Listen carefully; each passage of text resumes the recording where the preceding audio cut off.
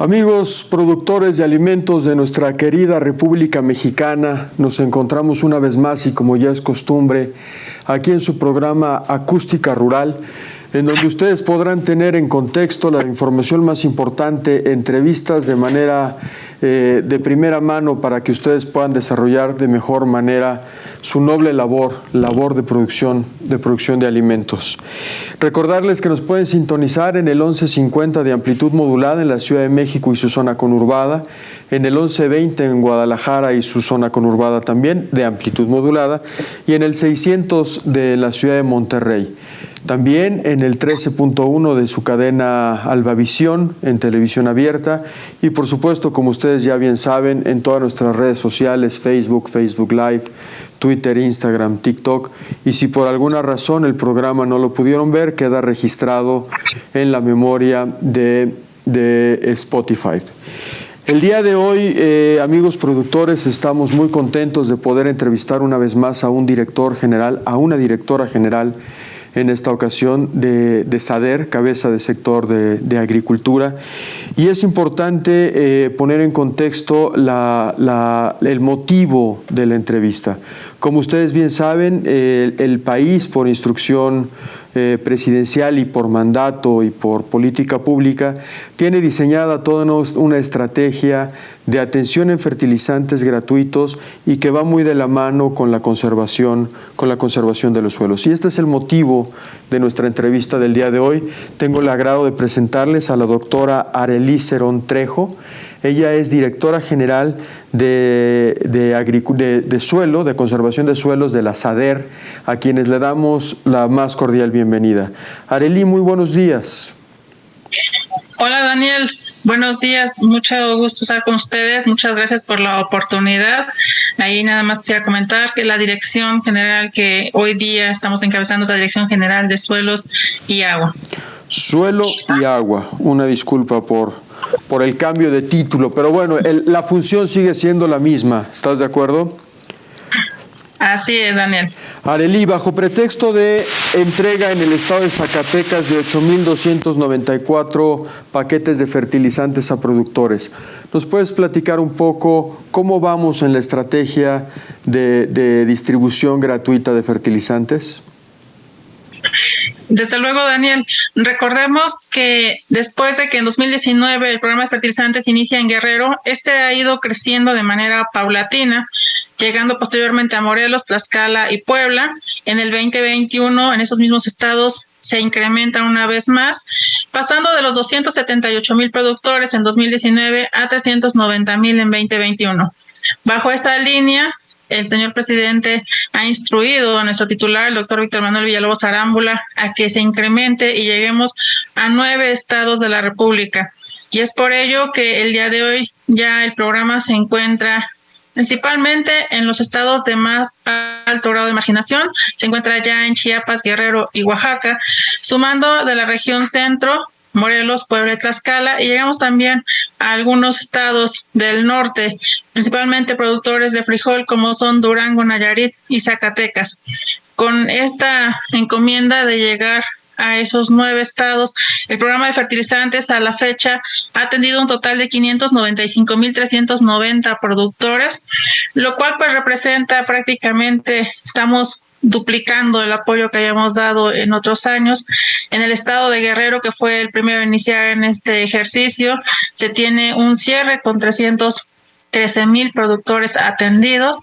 También tenemos ya el cierre en el estado de Morelos con 5,800 productores. Se encuentra avanzando en Tlaxcala con más de 14,000 productores atendidos. En el caso de Chiapas, debo comentarles que se tienen ya 127,000 productores atendidos. En Oaxaca tenemos 120,000. Y en los estados frijoleros de Durango, Nayarit y Zacatecas se tiene también ya avances por arriba del 50%, exceptuando a Zacatecas, que fue el último estado en iniciar la entrega. 595,000, más de 595,000 productores atendidos con apoyos de fertilizantes gratuitos a la fecha. Maestra Arely, esto requiere una coordinación logística de tremendas dimensiones. Desde luego, Daniel, y qué bueno que lo traes a colación, porque quiero aprovechar el comentario para agradecer, desde luego, a todas las instituciones que hacen posible este programa. Como es de su conocimiento, hay una coordinación desde Guardia Nacional, que da el acompañamiento para el suministro, desde luego Pemex, que es quien está a cargo del suministro de fertilizante, y hay que subrayarlo y reiterarlo también a los compañeros de Segalmex, y en particular un agradecimiento muy especial a los compañeros que se encuentran al frente de los centros de distribución, quienes muchas veces se van incluso de algunos lugares más alejados, algunos lugares que no tienen las mejores condiciones y que están ahí entregando lo mejor de ellos en esos centros de distribución. De esta manera, junto con la Secretaría de Agricultura, se ha ido tejiendo poco a poco este programa, y eso es lo que arroja el día de hoy, en un contexto difícil por el incremento de los precios del fertilizante. El gobierno federal está dando un paso importante con el apoyo y atención a esos productores que son los más pequeños, son los de pequeña escala y de granos básicos. Mi siguiente pregunta iba un poco hacia el perfil del productor atendido. ¿Qué características debo de tener yo como productor para poder tener acceso a este fertilizante gratuito, además, por supuesto, de vivir y sembrar en alguno de estos estados de la República? Claro que sí. Los productores que estamos atendiendo son precisamente los productores que se caracterizan como productores de pequeña escala. Son productores que no poseen más de 5 hectáreas. Esa es la característica principal, toda vez que justo el mandato ha sido llegar a quien más lo necesita. Esos productores que tienen algunas veces o en su mayoría una producción de autoconsumo, estamos apoyando para que no les falten los alimentos y que puedan lograr incluso tener excedentes para poder venderlos en los mercados comerciales o bien en Segalmex con los precios de garantía. Pequeños productores de menos de 5 hectáreas, básicamente autoconsumo. Y si yo fuera uno de esos productores, o para todos nuestros amigos productores que cumplen estas características, que viven en alguno de estos estados, ¿hacia dónde tienen que caminar? ¿A quién tienen que buscar para poder formar parte de este programa? Comentarte, Daniel, que este programa ha buscado la sinergia entre los diferentes programas de la Secretaría, del sector, desde luego, y en este caso se está apoyando principalmente a productores que ya se encuentran en el padrón de producción para el bienestar. ¿Qué es lo que nos permite? Pues primero, facilitar el ingreso de los productores, toda vez que aquellos que ya están dentro de este padrón son publicados y lo único que tienen que hacer es revisar que se encuentren en las listas y acudir a los centros de distribución con su identificación oficial. Con esto buscamos que la entrada y el apoyo de fertilizantes sea mucho más sencillo. En el caso del estado de Guerrero, se tiene ahí un ejercicio diferente, toda vez que fue el primer estado en el que entramos, y ahí se ha estado atendiendo en ventanillas con la inscripción con los compañeros de la Secretaría de Bienestar, servidores de la Nación, y es allá donde se ha estado atendiendo a todos los productores que tienen esas características y que nos pueden comprobar, desde luego, la tenencia de la tierra por los más de 60 documentos que se tienen, reglas de operación, cualquiera de esas opciones, más la identificación, la CURP y el comprobante de domicilio. Ahí son los puntos a donde hemos estado atendiendo, y que desde luego así se podrá atender en cada uno de los centros integradores para esos productores que están interesados. Atención directa y dirigida a productores de pequeña escala. Supongo que en estos centros de distribución, que no sé si tengas el dato ahí a la mano, pero deben de ser miles en estos 9 estados, el productor puede acercarse para verificar estar en el padrón, y si no, ahí mismo pudiera tener la información necesaria para poder formar parte del padrón, ¿es correcto? Justo uno de los logros que hemos tenido, Daniel, es que precisamente con la finalidad de dar esa atención personalizada a los productores, esta información se ha remitido tanto a las representaciones de la Secretaría de Agricultura en los estados, desde luego a sus módulos de atención, los CADERs, DDRs. Asimismo, se ha enviado a la Secretaría de Bienestar para que en los centros integradores se tengan las listas de las personas que están autorizadas, y desde luego a los compañeros de Segalmex en las bodegas.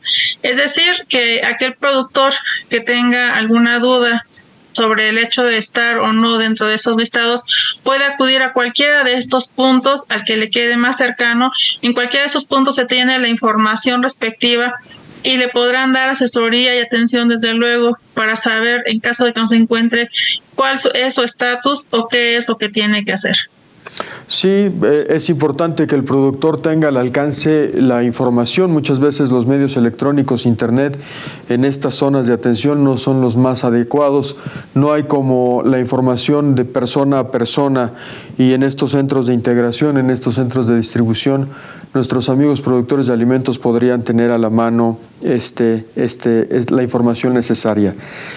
Maestra Arely, tenemos el dato más o menos del número de productores atendidos, más de 595,000, nos dabas la referencia en 9 estados. ¿Tenemos el dato en toneladas de fertilizante repartido para que dimensionemos el tamaño de lo que estamos platicando?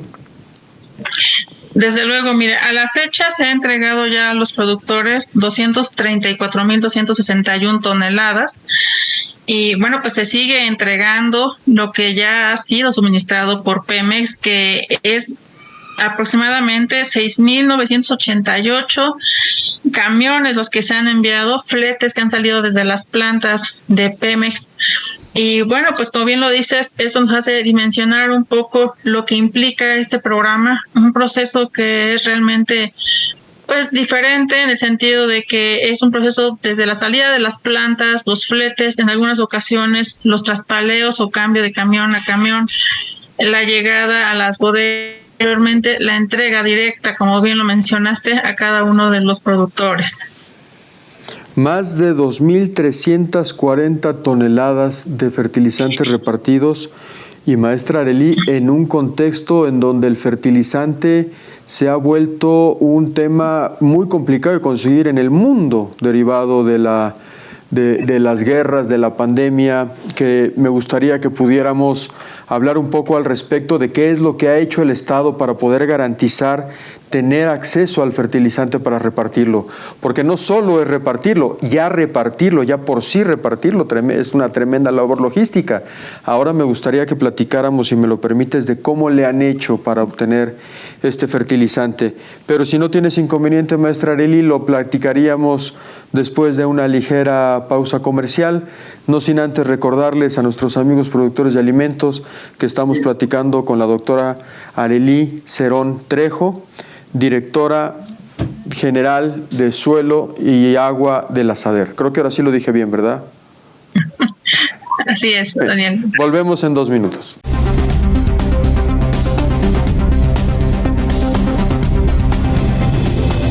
Amigos productores de alimentos, nos encontramos de vuelta aquí en su programa Acústica Rural. En esta ocasión con la oportunidad de platicar con la maestra Arely Cerón Trejo. Hace rato le dije doctora, aclaramos que es maestra, directora general de Suelo y Agua de la SADER, con quien estamos haciendo una repasada de todo lo que ha venido haciendo el gobierno federal en el programa de atención a fertilizantes, repartición gratuita de fertilizantes.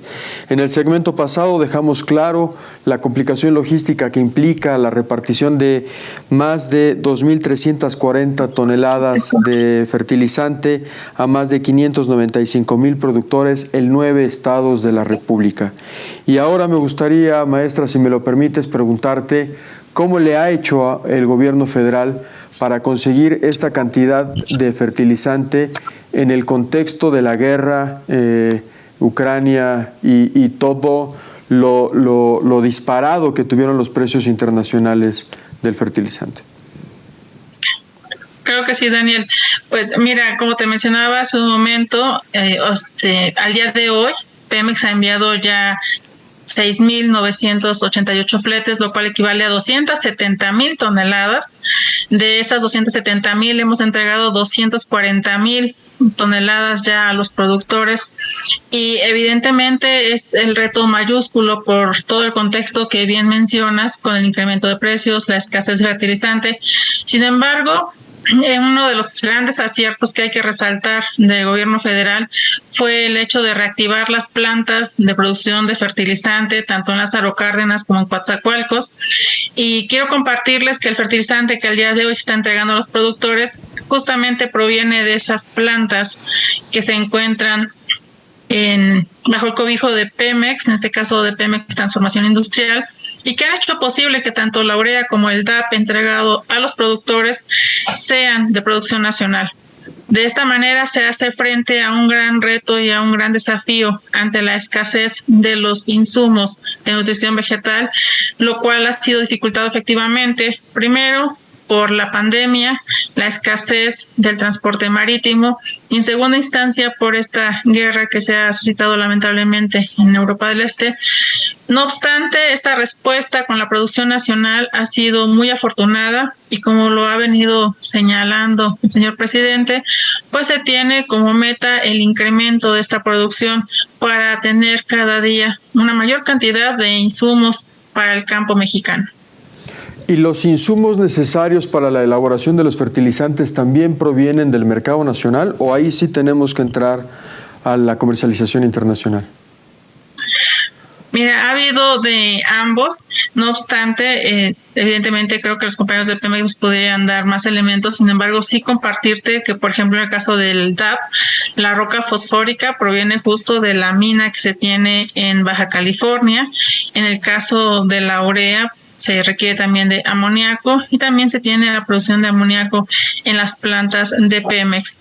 Es cierto que los insumos se encuentran como commodities y han sido vulnerables, no obstante, la verdad es que lo que ha hecho Pemex para poder llevar a cabo esta entrega ha sido un excelente trabajo, hoy día cumpliendo con la encomienda.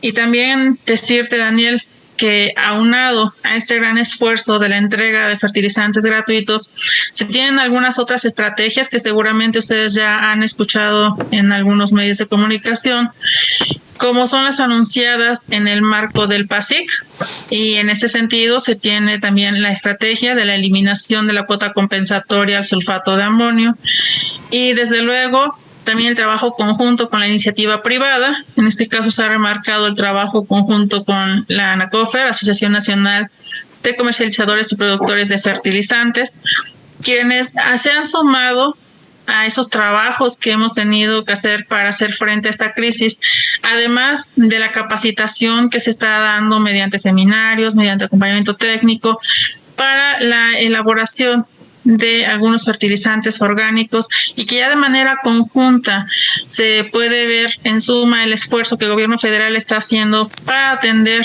a los productores de pequeña escala, que son los que mencionábamos con el programa en algún momento o al inicio del programa, y también dar la atención a los productores que no son de pequeña escala, pero que también son relevantes para el mercado nacional.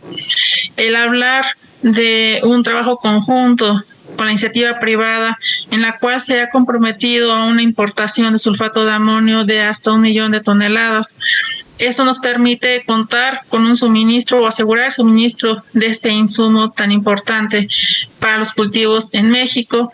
El hablar también de la capacitación, de la vinculación que se está haciendo para encontrar nuevas alternativas de fertilizantes, de inoculantes y de insumos que nos ayuden a contar con esos alimentos, es sin duda un paso importante y que ante este gran desafío de los mercados internacionales nos han hecho sumar esfuerzos y hacerle frente a esta crisis, Daniel. Tremendo esfuerzo.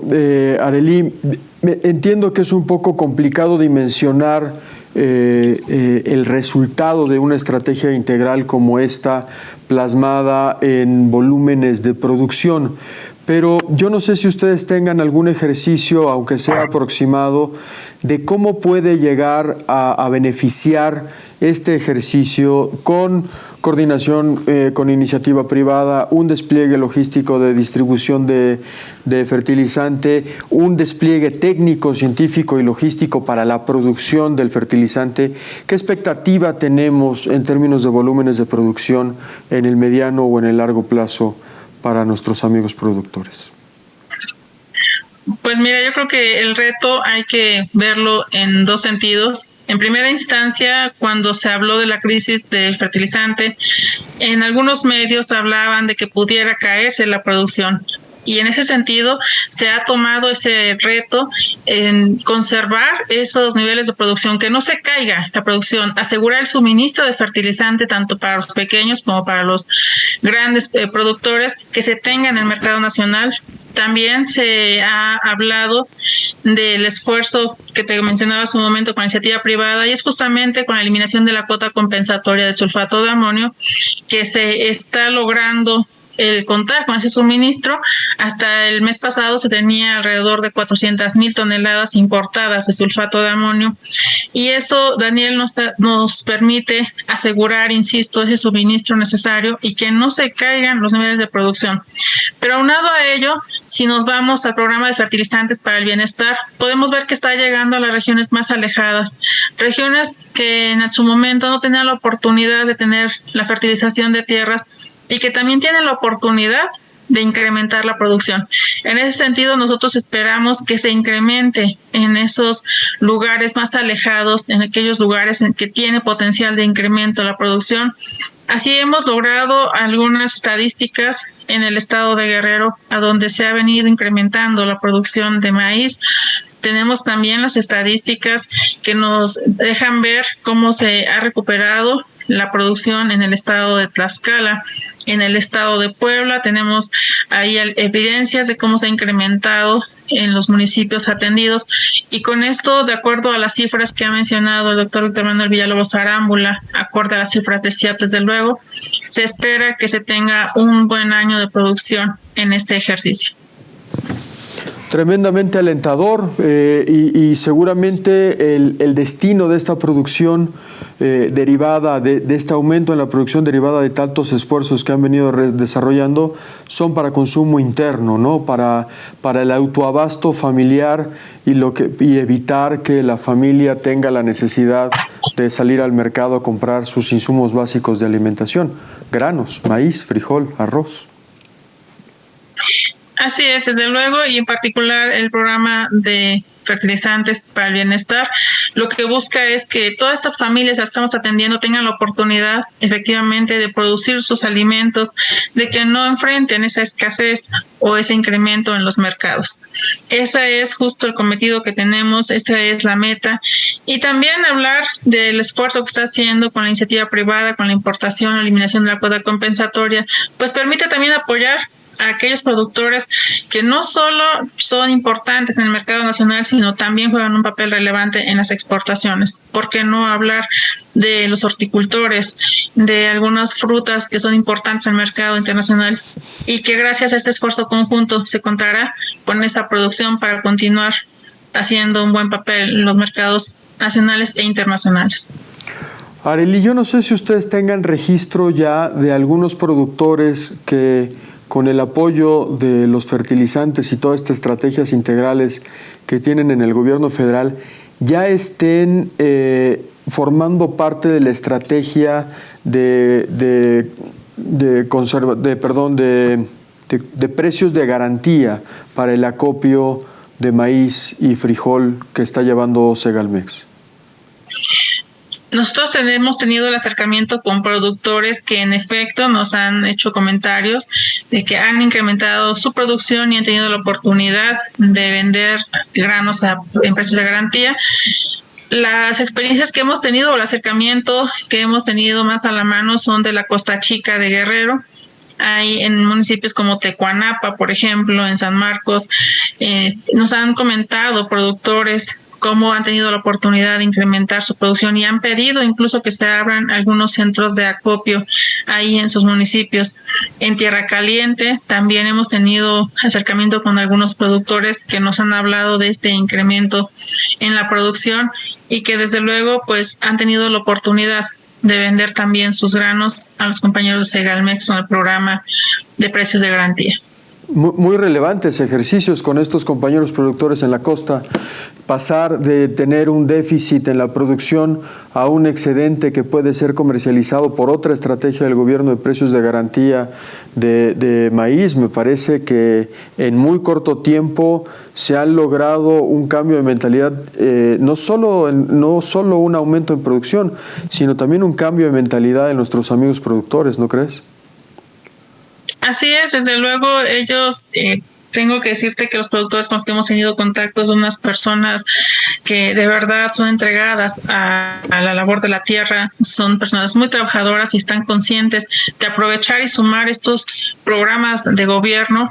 Ellos en algunos casos tienen ya el apoyo de producción para el bienestar, a eso le suman el apoyo de fertilizantes y están conscientes y trabajando fuerte para lograr una buena producción y poderla vender en precios de garantía, haciendo así este cierre y esta convergencia de programas sociales que justamente busca hacer una suma para las familias mexicanas y que de manera conjunta tengan una mejor calidad de vida y, como bien se ha venido dictando, buscar el bienestar de todos ellos.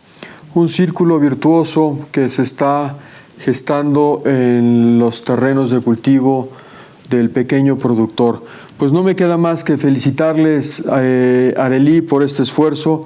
Ojalá que aumente la capacidad de producción de fertilizante de Pemex, seguramente así será en el corto plazo, y ojalá también que aumente la capacidad logística para la distribución y que este programa, que hoy atiende 9 estados, pueda extenderse de mayor en un espacio territorial más grande y en un espacio dimensional de productores también más grande. Pues les felicitamos, estaremos muy pendientes, espero dejemos la puerta abierta para más entrevistas, más conversaciones, para ver qué más resultados, qué retos tenemos por delante como país en el sector agropecuario. Te agradecemos mucho, Arely, no sé si quieras concluir en unos 10 minutos, en unos 10 segundos, algo más que quieras comentar.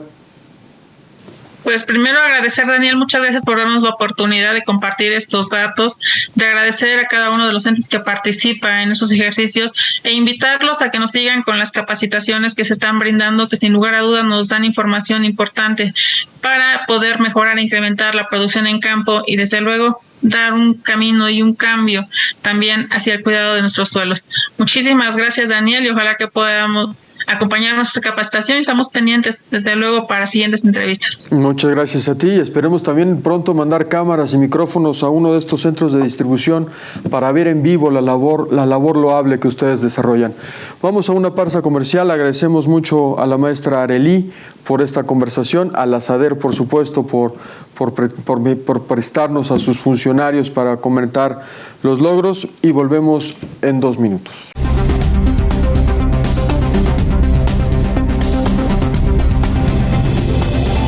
Cuatro, 3, 2. Estimados amigos productores de alimentos, estamos de vuelta aquí en su programa Acústica Rural después de una ligera y breve pausa comercial. Vamos a hacer un cambio de timón, vamos a hablar ahora de nuevos temas siempre interesantes para ustedes, amigos productores, y vamos a entrevistar en este momento al doctor Saúl Padilla.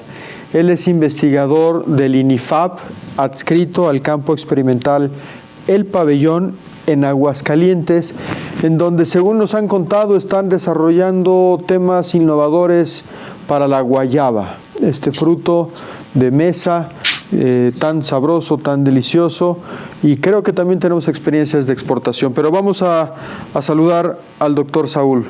Doctor, muy buenos días. Muy buenos días, muchas gracias por el espacio, gracias. Doctor, la guayaba es el tema que usted trabaja y desarrolla en el campo experimental El Pabellón.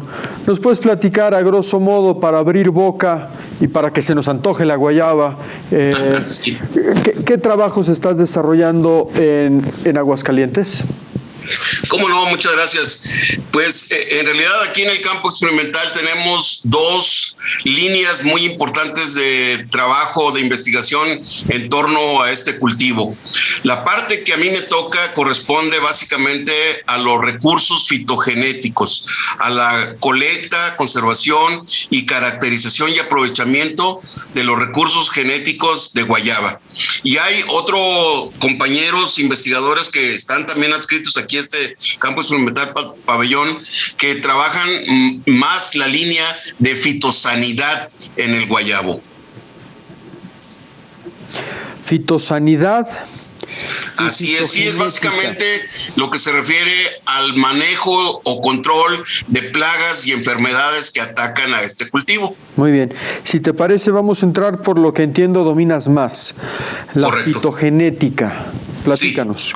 ¿Qué haces? ¿Cuántas variedades? ¿Cuántos germoplasmas tienes identificados, recolectados? Sí, cómo no, con mucho gusto. En realidad, el trabajo que yo he desarrollado ya casi durante unos 20 años, durante los últimos 20 años, consistió básicamente en hacer colectas por básicamente todo el país, sobre todo la parte centro y sur, de germoplasma de esta especie, considerando que cualquier programa de mejoramiento genético de cualquier cultivo, su base fundamental es contar con la mayor diversidad posible de material, de germoplasma, es decir, de todos, como decimos, colores y sabores y tamaños.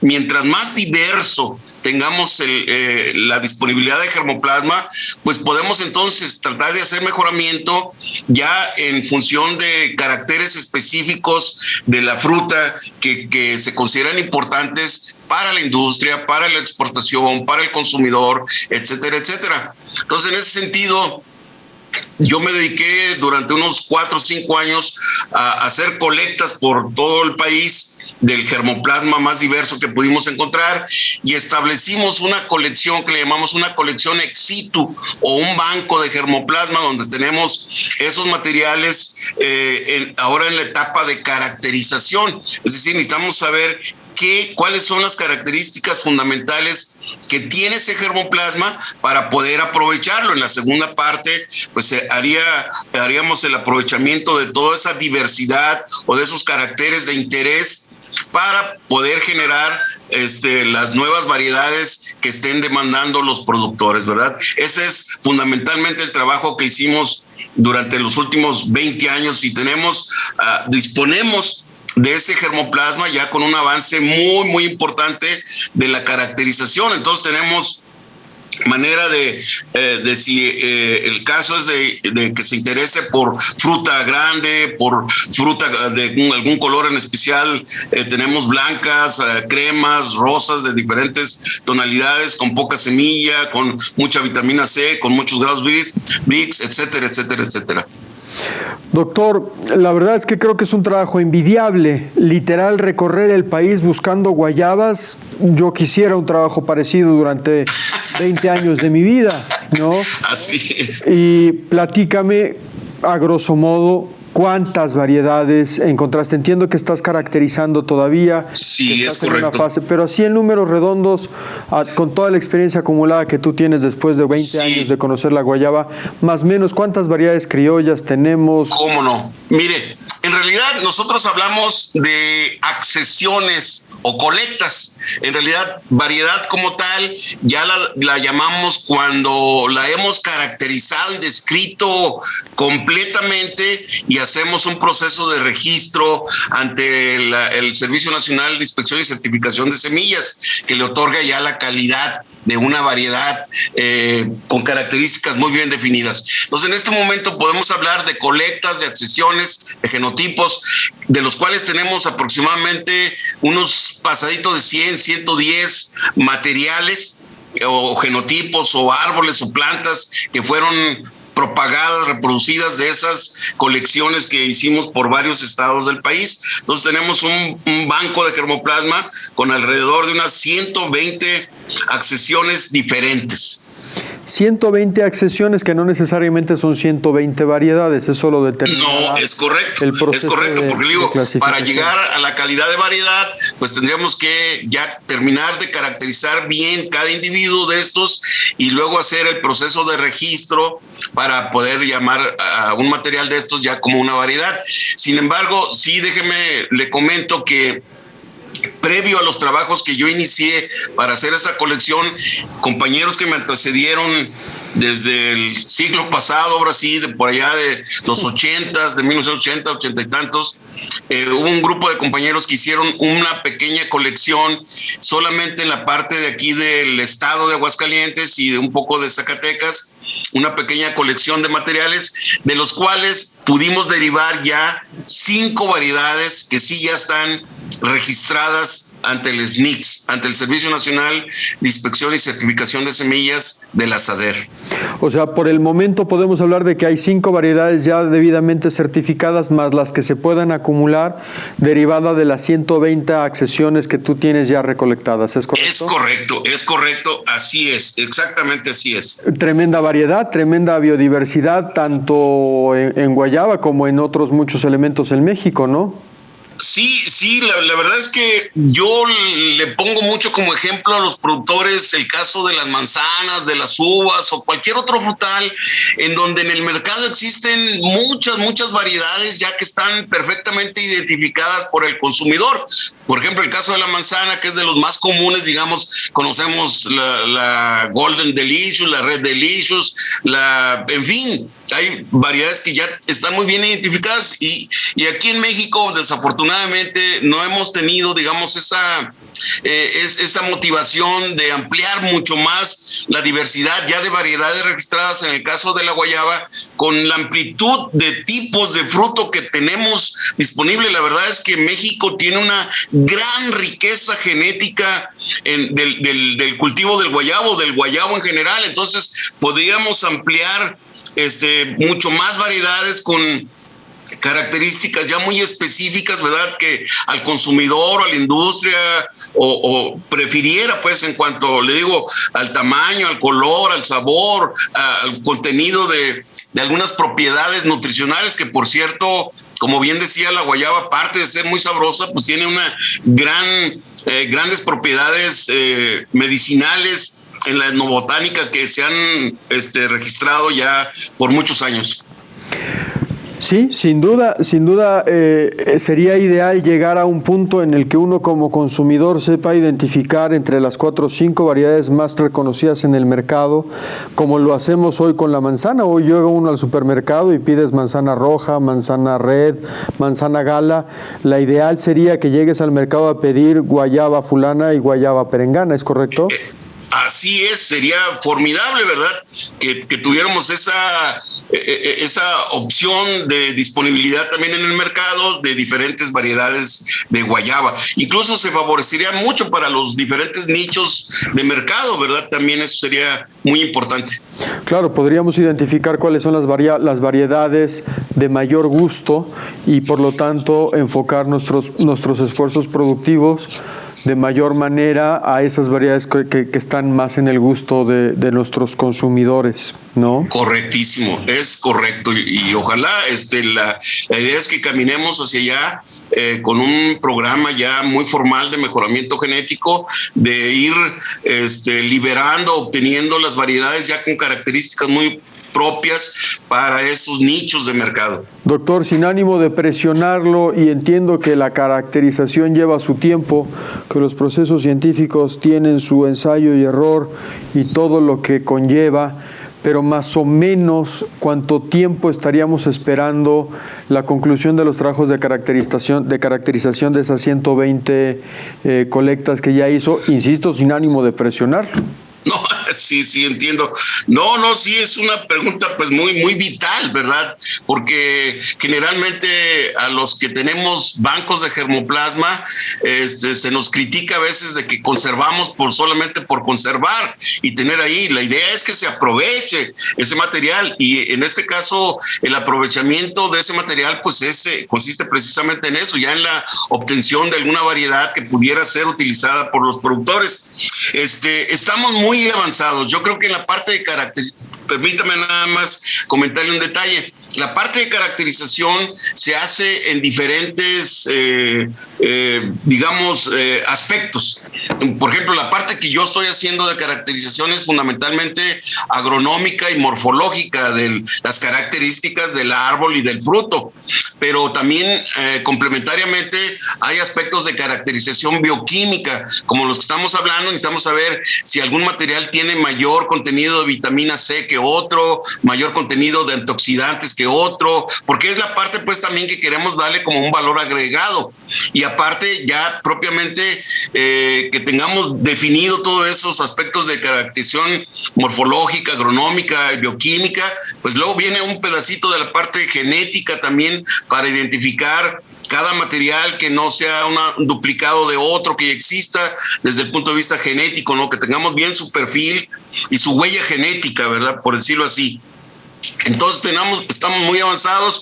Yo creo que estamos en un nivel en donde podemos ya obtener materiales muy sobresalientes en cuanto a algunas características de fruto, y de ahí seguir ya rápidamente a un proceso de mejoramiento, si es que se va a hacer, o directamente como variedad clonal, que también es factible. Y luego ya entraríamos a la parte de evaluación agronómica en terrenos de productores para evaluar el comportamiento ya de ese material en condiciones de manejo de los productores, y estar en condiciones de decir si un material de esos se adapta muy bien a algún ambiente en especial, Aguascalientes, Zacatecas, Michoacán o cualquier otro lugar. Entonces sí, ya pasar al registro propiamente de ese material y su recomendación para la zona donde esté adaptándose lo mejor posible. Doctor, tenemos que irnos a una pausa comercial. Si me lo permites, regresamos en un periodo de 2 minutos nomás para seguir explorando y conociendo más de este mundo fascinante de la guayaba. Volvemos con mucho gusto. En 2 minutos. Gracias. Claro.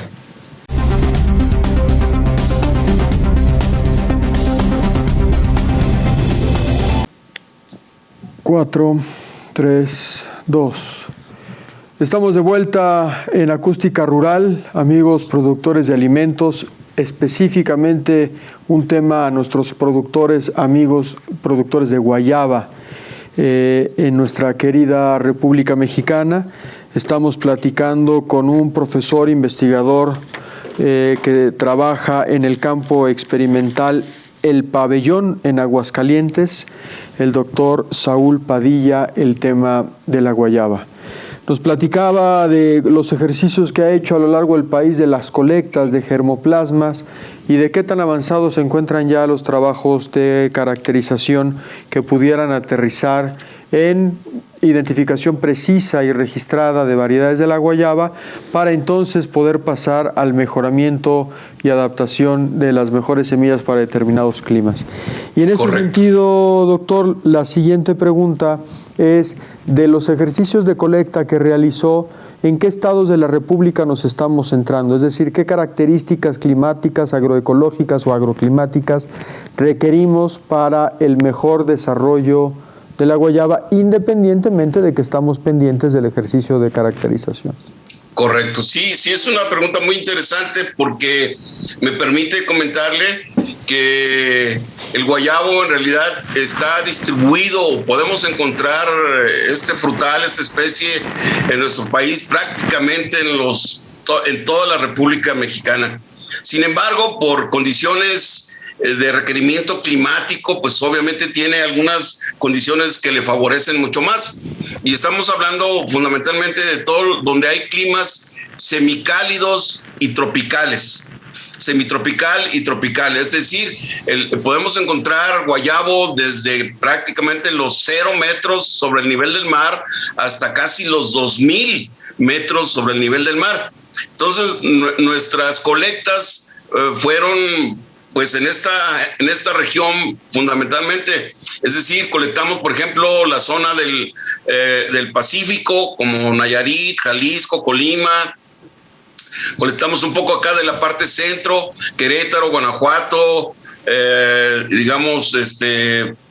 parte de Michoacán, desde luego, Zacatecas, Aguascalientes, y un poco hacia el sureste, Tabasco, Chiapas, Campeche, toda esa zona fue la que pudimos recorrer para tratar de ubicar este germoplasma que tenemos en la colección de las accesiones que tenemos de germoplasma de guayabo.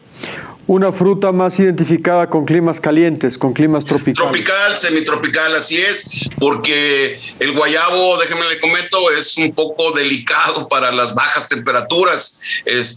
Puede sufrir daños la planta si en algún clima tiene presencia de heladas, ¿verdad? Sobre todo de temperaturas de -1, -2 grados, puede afectar el desarrollo del cultivo. Y tenemos más o menos visto algún ejercicio de asociación de cultivos guayabo con algún otro. Me viene a la mente, por ejemplo, el mango. No sé, en climas estamos más o menos en las mismas altitudes. ¿Es posible pensar en asociaciones de cultivo? En realidad, no he visto yo ningún trabajo en donde esté asociado con algún otro frutal, porque el guayabo es muy celoso, por decirlo así. Okay. Requiere de un espacio abierto, de un clima soleado, es decir, no quiere mucho la competencia, digamos, con alguna otra especie. De preferencia, lo que sí puede jugarse es con el marco de plantación. Uh-huh. Anteriormente el marco de plantación de este frutal era de aproximadamente 7x7, 7 metros entre hileras, 7 metros entre árboles, que nos da una densidad aproximada de 200, pasadito de 200 árboles por hectárea. Ya los estudios actuales han ido evaluando distancias un poco más cortas de 6x6, 6x5, 5x5, que puede incrementar el número de plantas por unidad de superficie, que eso sí más o menos tolera un poco más plantas por unidad de superficie. Y eso es lo que ahorita actualmente se ha manejado más, alrededor de 5x5. Con un buen manejo en poda seguramente se puede disminuir los marcos de plantación. Y supongo que también que los ejercicios de caracterización que ustedes están desarrollando pudiera darnos algún norte sobre qué variedad pudiera tener ciertas densidades y qué variedades ciertas otras densidades, ¿no? Esto es correcto, sí, porque cada material puede tener un vigor o un desarrollo diferente, y obviamente también en un clima cálido el desarrollo puede ser mucho más exuberante, mucho más rápido. Entonces hay que manejar muy bien la poda, comparado, por ejemplo, con zonas aquí como Calvillo, Aguascalientes, que estamos alrededor de los 1,700 metros sobre el nivel del mar, que es un clima un poco más semitrópico, semiárido, entonces menos húmedo, pues. Entonces tenemos un desarrollo un poco más lento que pudiera permitir distancias más cortas que en un clima tropical, en donde el cultivo pudiera desarrollarse muy fuertemente y estar muy al pendiente del manejo de la poda. Es correcto, es muy importante para el cultivo del guayabo el manejo de la poda. Doctor, entiendo que no es su área de especialización, pero al principio de la entrevista nos comentaba que estaban trabajando en la parte fitogenética, que es lo que hemos estado básicamente platicando, y también la parte fitosanitaria. Entiendo que no es su área, pero supongo que toda vez que lleva 20 años en la guayaba, algo ha de saber al respecto, ¿no? ¿Cuáles son las principales problemáticas en términos de sanidad que hoy en día estamos enfrentando en los cultivos de guayaba? Sí, cómo no. Mire, en toda esta región, Calvillo, Cañones y la parte de Michoacán, que son las principales regiones productoras del país, más o menos es común la problemática en cuanto al aspecto fitosanitario. Fundamentalmente tenemos como plagas importantes del guayabo al picudo de la guayaba, tenemos la mosca de la guayaba, que es de la especie Anastrefa striata. Tenemos otro escarabajito que es también que puede causar daños muy severos, que es lo que le llamamos aquí el temolillo de la guayaba en cuanto a plagas. En cuanto a enfermedades, quizá la principal es el clavo, lo que le llaman el clavo, que es causada por un hongo que afecta al fruto y que puede mermar mucho su calidad o su aspecto y reduce obviamente el precio de la guayaba, de venta de la guayaba. El clavo de la guayaba. Tenemos a los nemátodos del grupo de los nematodos que le llaman noduladores. Son un grupo de nematodos del género Melodogine que afecta la raíz y hace que se creen ahí algunos nodulitos, impiden obviamente la absorción de nutrientes y agua y reduce mucho el vigor de la planta hasta que puede casi matar a un árbol los nematodos.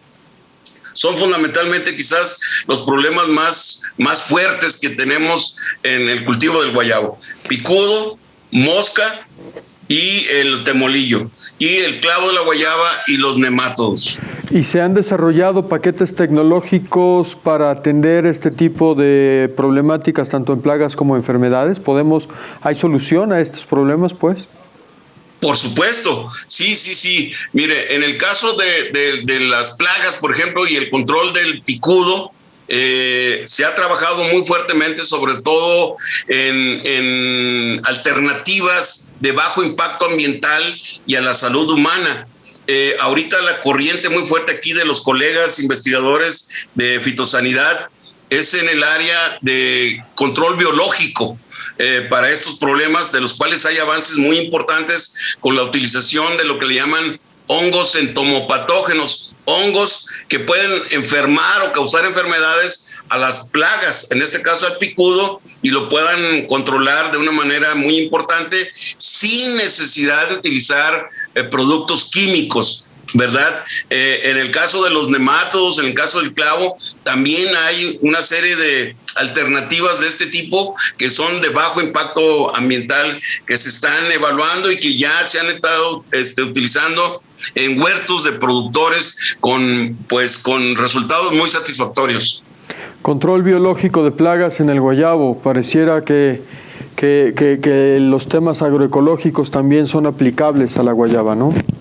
Totalmente. Además, por ejemplo, acabamos de celebrar un simposio sobre recursos fitogenéticos, manejo agronómico y fitosanitario del guayabo, en el cual pudimos concertar investigadores de otras instituciones que están también trabajando en torno al cultivo del guayabo con áreas muy afines a estas que estamos comentando, la parte fitogenética y la parte fitosanitaria. Hay un grupo de colegas investigadores de otras instituciones, tanto aquí mismo en Aguascalientes como en otras entidades, que también estamos tratando de hacer sinergia para poder obtener esa información que pueda ayudarle al productor a resolver este problema de plagas y de enfermedades. ¿Y qué tan grave es el problema de fitogenético en la guayaba? Fitosanitario. Perdón, fitosanitario en la guayaba. ¿Es un problema? Sí tendríamos que es tener un problema directa. por dos aspectos. Uno, la parte, digamos, económica, ¿verdad? En el caso del picudo o del clavo se ha llegado a encontrar que de no haber un control adecuado puede afectar hasta un 60% de la producción. Entonces eso le da una idea de la magnitud, pues, del daño económico que puede causar la presencia de esta plaga en el guayabo, tanto de la plaga como de la enfermedad del clavo o del picudo. Y el otro aspecto, digamos, también que es importante considerar, pues es el aspecto ambiental que comentábamos también, ¿verdad? Normalmente para controlar al picudo, sobre todo que es un insecto, pues se aplica un plaguicida, un insecticida químico que también pues puede tener problemas de residualidad o de algún otro problema si es que hay aplicaciones muy exageradas o muy frecuentes, ¿verdad? Entonces también al aplicar un control biológico pues reduce esta posibilidad de una contaminación ambiental o de posibles daños a la salud, reduciendo los daños en el cultivo. Ningún productor aguanta un 60% de pérdidas por la razón económicamente haría absolutamente no rentable el cultivo, ¿no? Es correcto. Por eso, pues también es una parte muy, muy importante, la parte que trabajan los colegas de fitosanidad en donde están trabajando muy fuertemente con este tipo de estrategias de control biológico. Otro aspecto muy destacable en el caso del control biológico es mediante el uso de extractos vegetales de plantas que estén asociadas a las huertas, es decir, para que el propio productor pueda en un momento dado elaborar algún producto que pueda servir o ser útil para reducir el daño de esos problemas, utilizando las mismas plantas que estén asociadas allá a los huertos de guayaba. Hay trabajos muy interesantes, muy importantes en ese sentido. Muy interesante todos los temas que tienen que ver con la guayaba. La verdad es que es un mundo poco investigado. Esperemos pronto tener los resultados del ejercicio de caracterización que está usted realizando, doctor. Los estaremos esperando con ansias y esperamos que en esta ventana de Acústica Rural pudiéramos compartirlos con todos nuestros amigos productores de guayaba y nuestros amigos productores de México y por supuesto los consumidores. Por lo pronto el tiempo se nos ha terminado.